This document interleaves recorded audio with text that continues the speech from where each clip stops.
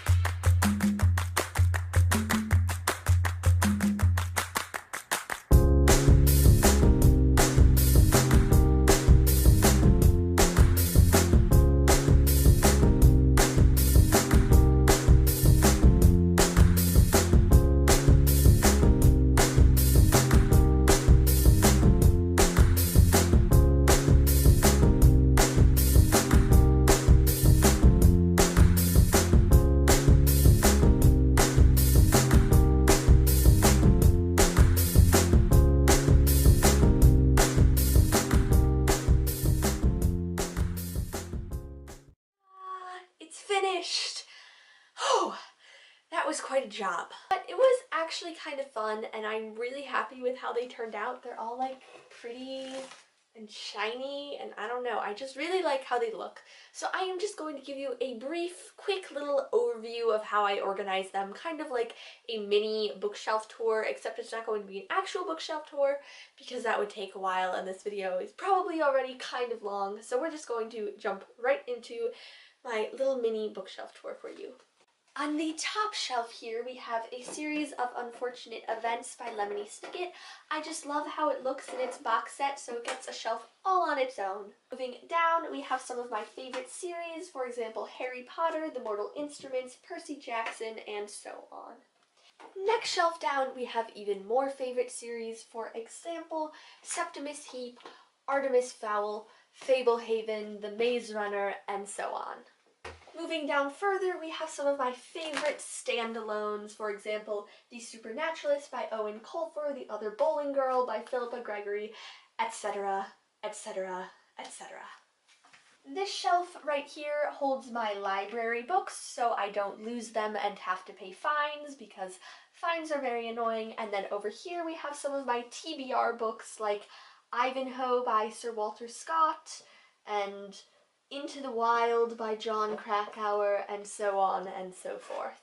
And then at the bottom shelf we just have boring textbooks and notebooks full of notes for school and like folders of paper, so really this is like the most boring shelf on all of the bookshelves. Moving over to the right-hand shelves, we have at the very top some of my older, more delicate books and just books that are important to me.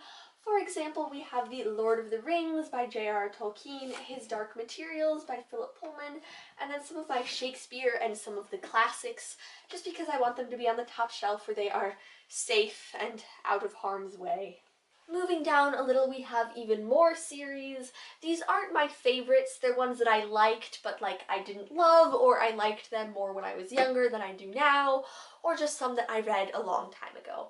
For example, we have the Alana the Lioness Quartet by Tamora Pierce, and Inkheart by Cornelia Funk, and the Divergent Trilogy by Veronica Roth, and so on.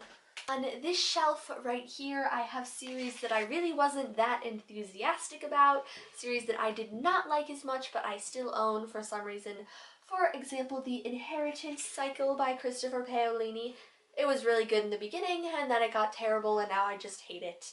And then we have Twilight, which I'm just not that enthusiastic about, and this book called Defiance.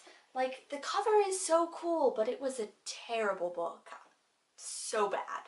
And then moving down another notch, we have my middle grade books, books that I read when I was younger, or books that were read to me when I was younger. For example, Matilda by Roald Dahl, and the Laura Ingalls Wilder series by Laura Ingalls Wilder. And finally, down at the bottom here, we have my oversized books, which are basically my books that don't fit on any of the other shelves because they are too large. For example, the Lost Files of Nancy Drew, which I think was a Christmas present, and I think maybe Jules got the same one. I don't know if I'm just making that up or not, though. But I think that's what happened. So there you have it! These are my bookshelves. Before I go, I have one more thing I want to say. It's kind of, sort of, an announcement, I guess. Towards the end of May, I think around May 20th, but I'm not really sure, but sometime around that time, Jules and I are actually going to be reunited. We're going to be seeing each other for the first time in 5 months, I think. I was at her house in like late January, but we live pretty far apart, like 13 hours driving, so we normally only see each other like 3-ish times a year. But we are going to be reunited towards the end of May, which means we will be able to make some videos together, which is really exciting and really fun, and I'm really happy about it. So I just wanted to let you know that we will be making a few videos together sometime in the near-ish future. So keep an eye out for those, because they're going to be fun. I mean, I don't know what we're going to be doing, but we'll be together, so it'll be just like twice the fun. Anyways, thank you for watching. We really appreciate it. Don't forget to like and comment and subscribe and do all of those lovely things, and I will see you soon. Bye!